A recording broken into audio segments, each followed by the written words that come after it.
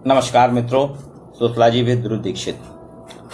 आज आपके साथ मैं परीक्षा संबंधी चर्चा करूंगा। 2020 कोविड-19 का वर्ष है। कोविड-19 ने सभी कुछ बदल दिया है।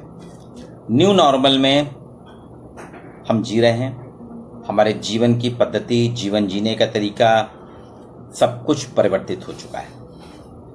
व्यापार बदल चुका, हमारे कार्य पद्धति बदल चुकी, ऑफिस की प्रक्रियाएं बदल गई हैं और इस सब के बाद एक सबसे बड़ा बदलाव आया है, शैक्षणिक बदलाव। हालांकि शिक्षा में काफ़ी पहले शुरुआत हो रही थी तकनीक का प्रयोग करने की, टेक्नोलॉजी का प्रयोग करने की, शिक्षा को बदलने की, लेकिन इतनी जल्दी हो जाएगा, अचानक हो जाएगा, ये हम आपने किसी ने नहीं सोचा था। अभी मार्च में परीक्षाएं शुरू हो गई थी।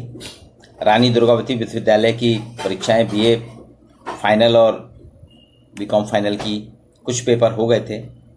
फर्स्ट ईयर सेकेंड ईयर के होने थे, पीजी के स्टार्ट नहीं हुए थे। करीब करीब यही हालात मध्य प्रदेश के सभी विश्वविद्यालयों के, चाहे वो बरकतुल्लाह यूनिवर्सिटी हो, देवी अहिल्या हो, विक्रम विश्वविद्यालय हो, जीवाजी यूनिवर्सिटी हो, एपीएस यूनिवर्सिटी रीवा हो, डॉक्टर हरि सिंह गौर यूनिवर्सिटी और अमरकंटक यूनिवर्सिटी, दोनों सेंट्रल यूनिवर्सिटी, इनका अलग से।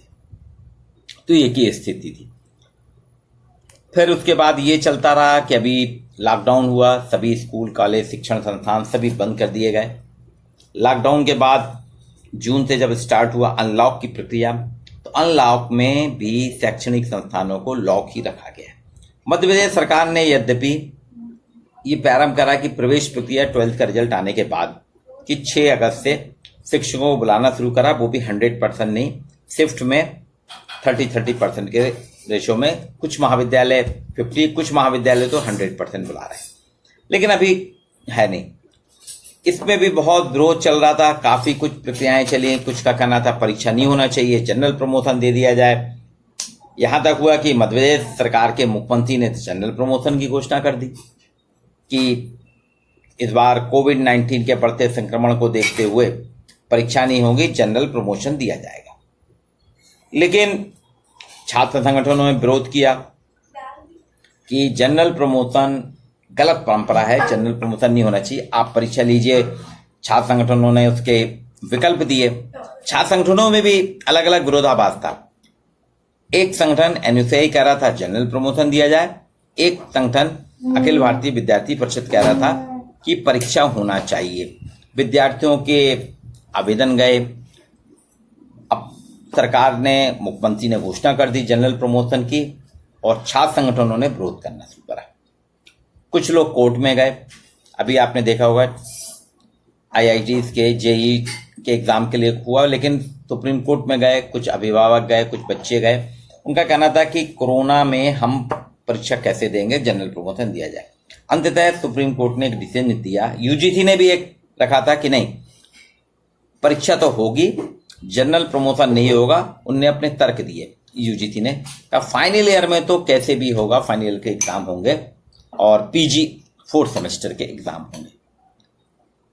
लंबी जद्दोजहद के बाद सुप्रीम कोर्ट ने भी यूजीसी गाइडलाइन को माना और कहा यूजीसी जो कह रही ठीक है, बच्चे एक भी घर में नहीं है, लड़के लड़कियां सब घर से घूम रहे हैं, बाहर हैं, इसलिए परीक्षा देने में कोई समस्या नहीं है, परीक्षा होनी चाहिए। अब परीक्षा होनी चाहिए और जनरल प्रमोशन भी राजनीतिक मुद्दा भी है, छात्र हित भी है। तो मध्य प्रदेश सरकार ने एक अभिनव प्रयोग किया, ओपन बुक परीक्षा। ये भी अखिल भारतीय विद्यार्थी परिषद छात्र संगठन ने मांग की थी कि आप ऑनलाइन परीक्षा कराइए। तो आपने देखा होगा राजीव गांधी प्रौद्योगिकी विश्वविद्यालय में सारे छात्रों की ऑनलाइन परीक्षा हुई। इंजीनियरिंग की परीक्षाएं सब 22,000 विद्यार्थियों ने ऑनलाइन परीक्षा दे दी, हो भी गई उनके यहाँ की परीक्षा। 900 बच्चे नहीं बैठे थे, बाद में सेकंड राउंड में वो भी बैठ के 100% हो गया। पर बाकी बीए बीकॉम में कैसे हो, तो उसके लिए रखा था कि आप एक ही आएंगे बच्चे। और सही बात है, संक्रमण बहुत ज़्यादा फैल रहा है। कुछ जिलों में तो डेली 200 प्लस निकल रहे हैं। ऐसे में ये मांग रखी गई थी कि आप ओपन बुक परीक्षा करिए, बच्चों को क्वेश्चन दे दीजिए, बच्चे घर से लिख के लाएंगे, उसका मूल्यांकन किया जाए। क्योंकि ऑनलाइन बीए बीकॉम के होना संभव नहीं था, इतने कंप्यूटर सेंटर नहीं, बच्चे भी उतने ट्रेन नहीं है।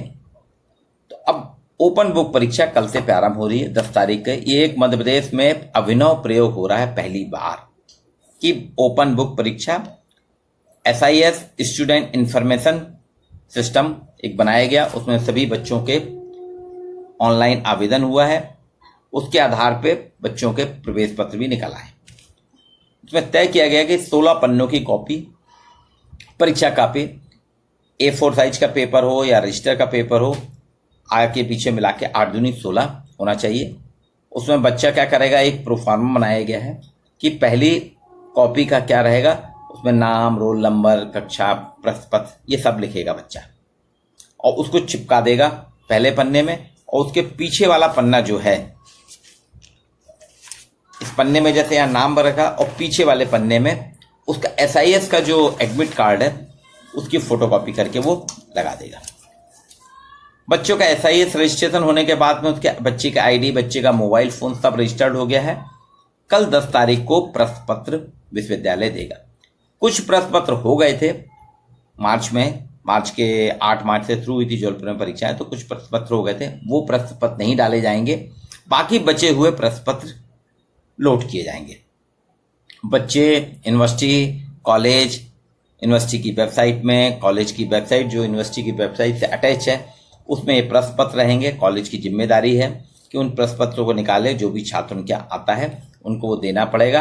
अब बच्चा उसको ले जाके प्रश्न पत्र को 5 प्रश्न रहेंगे, उन 5 प्रश्नों के आधार पे वो बच्चा घर लेके जाएगा और उन 5 प्रश्नों के उत्तर लिख के लाएगा घर से, किताबों से देख के। और वो कॉपी यूनिवर्सिटी ने जो प्रश्न पत्र दिए थे, कॉपी जो घर से लिख के लाया था, यूनिवर्सिटी ने एक लिस्ट बनाई है, गवर्नमेंट कॉलेज हैं, प्राइवेट कॉलेज हैं, यहाँ तक कि स्कूल भी रख दिए हैं, सरकारी स्कूल, कि बच्चे को अपने घर के आसपास अपने निकटतम स्थल पे सेंटर मिल जाए जहाँ पर वो कॉपी जमा कर देगा। 16-17 तारीख को कॉपी जमा होगी।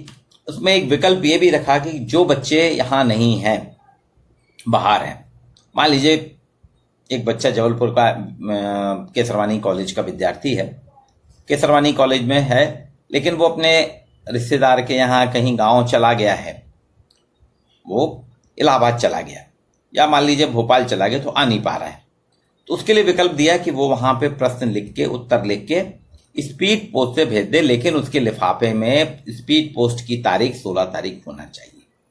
और भले ही कॉलेज में या यहाँ पे महीने भर बाद, 2 महीने बाद भी अगर डाक पहुंचती है, कॉलेज उसको रिसीव करेगा और बनाएगा। अब इसके बाद आती है दूसरी प्रक्रिया। अब इसी में ये है आपके 3rd ईयर, अभी 3rd ईयर के लिए बात हो रही है, 3rd ईयर और PG 4थे सेमेस्टर की।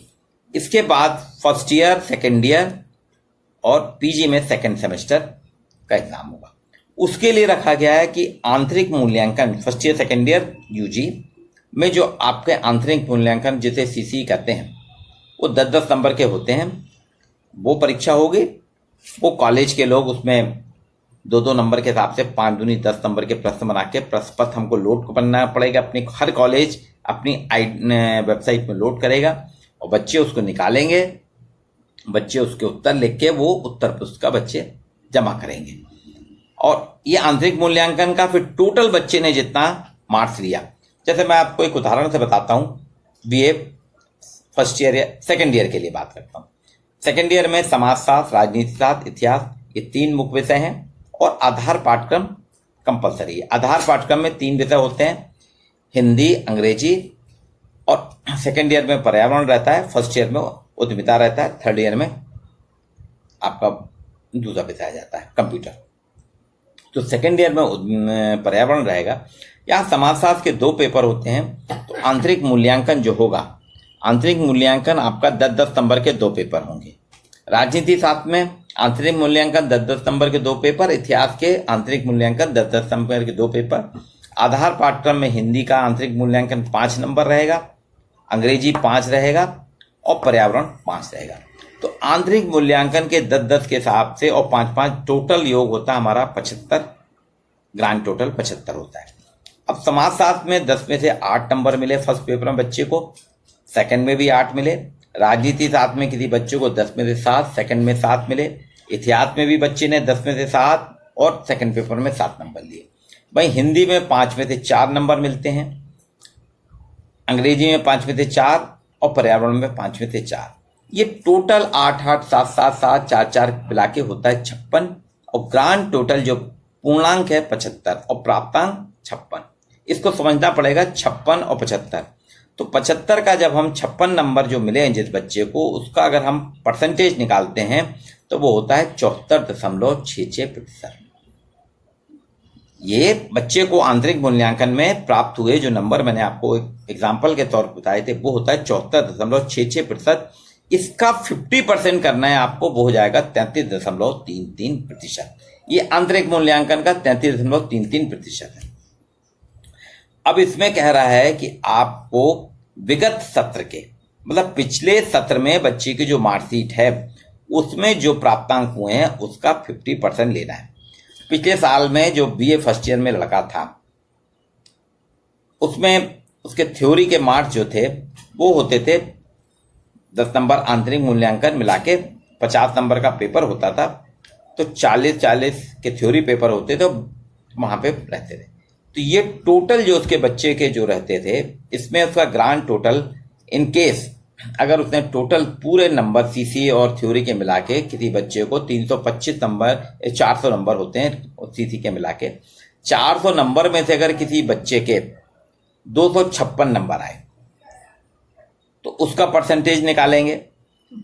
269 नंबर आए तो 400 में से 269, तो इसका परसेंटेज आता है आपका 67.25। फिर इसका 50% करेंगे।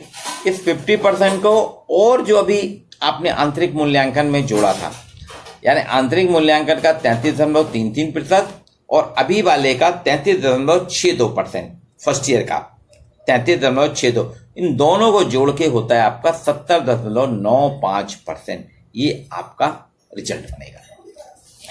अब पीजी में 4th सेमेस्टर में कुछ विश्वविद्यालय 85 नंबर का पेपर लेते हैं, कुछ विश्वविद्यालय एक पेपर 42 नंबर का लेते हैं, और 15 नंबर सीसीए में। 42 नंबर वाले पेपर में 8 नंबर सीसीए हो जाता है, 85 में 15। तो उसी तरह से होगा आपका इंटरनल, आप करा लीजिए।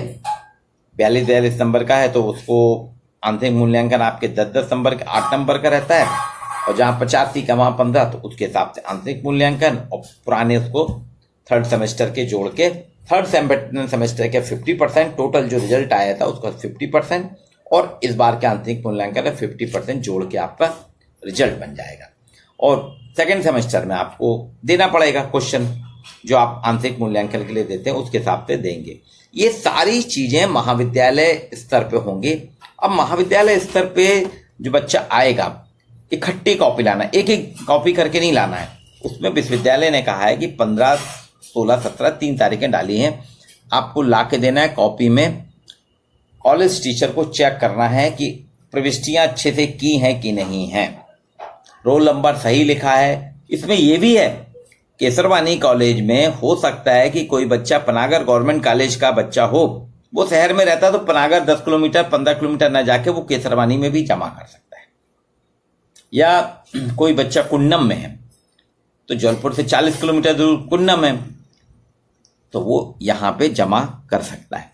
अब ये कॉपी जमा होगी तो हर जो संग्रहण केंद्र है इनको पैकेट बनाना पड़ेंगे, इन कॉपियों का, इनका पैकेट बना के उनको लिखना पड़ेगा ऊपर कि केसरवानी कॉलेज के हैं, क्लास लिखना पड़ेगी, बीए की बीकॉम है, सब्जेक्ट वाइज अलग अलग बना के डिस्ट्रीब्यूशन करके इसको 2 दिन के अंदर लीड कॉलेज जो जौनपुर में शासकीय Mahakaushal arts and commerce college है, ये अग्रणी महाविद्यालय है, अग्रणी महाविद्यालय में जमा करना पड़ेगा। ये है। अब इसके बाद अग्रणी महाविद्यालय फिर इन कॉपियों का मूल्यांकन कराएगा, और फिर आंतरिक मूल्यांकन के जो नंबर हमने वेबसाइट में लोड किए हैं वो होंगे। तो ये ओपन बुक परीक्षा मध्य प्रदेश ने एक अभिनव प्रयोग किया है। पहली बार मध्य प्रदेश की स्थापना काल से, जैसा हम सभी जानते हैं 1 नवंबर 1956 में हुई थी, स्थापना काल से लेके आज तक के इतिहास में अविभाजित मध्य प्रदेश से को भी अगर हम लेते हैं, अभी तक ऐसा नहीं हुआ। फर्स्ट टाइम पेंडेमिक के कारण करना पड़ रहा है, जो हमारी महामारी है, वैश्विक महामारी कोरोना, जिसके कारण उसके कारण ये बदलाव आया है। एक ये नया प्रयोग किया जा रहा है, और इसमें बहुत सावधानी। सभी बच्चों से मेरा निवेदन है, इस वीडियो के माध्यम से मैं निवेदन कर रहा हूं बच्चों को कि वो किताब को बहुत गंभीरता से पढ़ें, इसको मजाक में ना लें कि आप कहेंगे कि गजब का ये रोल है, पहले हमारे शिक्षक नकल करने से रोकते थे, आज ही कह रहे हैं आप। ये नकल नहीं है, ये आपकी तार्किक शक्ति का परीक्षण है कि आप किताब को देख के उत्तर किस तरीके से लिख रहे हैं। ये तो ठीक है, आप पूरी कॉपी की कॉपी किताब की किताब कॉपी कर देंगे, आपको नंबर मिलेंगे, लेकिन विद्यार्थी कॉलेज के हैं, उनको प्रश्न का उत्तर अपने मर्यादित तरीके से भी लिखना चाहिए। किताब की भाषा में ध्रुव दीक्षित की किताब है, उसमें तो ध्रुव दीक्षित ने समाजशास्त्र की परिभाषा, ग्रामीण समाजशास्त्र की परिभाषा, अगस्त कॉम्ट के नियम, दुर्खीम का नियम ये लिखा है। ये मेरे अपने विचार है, मैंने अपने हिसाब से लिखा, अपनी किताब मेरी जो चलती उसमें। लेकिन विद्यार्थी को भी जो मैंने पढ़ाया है और किताब को पढ़ के जो समझ में आया है उस भाषा में लिखना है, ना कि ये जो किताब है किताब से पूरा का पूरा उतार देना है। तो इसको करेंगे आप तो मूल्यांकन होगा, आपका अच्छा नंबर मिलेंगे, और ये एक अच्छा प्रयास है संक्रमण से बचाव के लिए, एक अच्छा प्रयोग किया जा रहा है, और हो सकता है ये एक प्रयोग रहे, आगे इसको हमको करने की जरूरत ना पड़े। तो ये एक ओपन बुक परीक्षा के बारे में आपसे चर्चा करना थी। ओपन बुक परीक्षा क्या है, कल शुरू हो रही है, कल सब जगह डाले जाएंगे, सब आईडी में प्रश्न पत्र लोड हो जाएंगे और एक एक करके आते जाएंगे, आपको इकट्ठे करके देना है। आपको मैं शुभकामनाएं देता हूं ओपन बुक परीक्षा की। एक बहुत बड़ा संकट खत्म हुआ कि जनरल प्रमोशन ना होके आपको अपनी योग्यता के बल पर डिग्री मिलेगी। जय हिंद, जय भारत।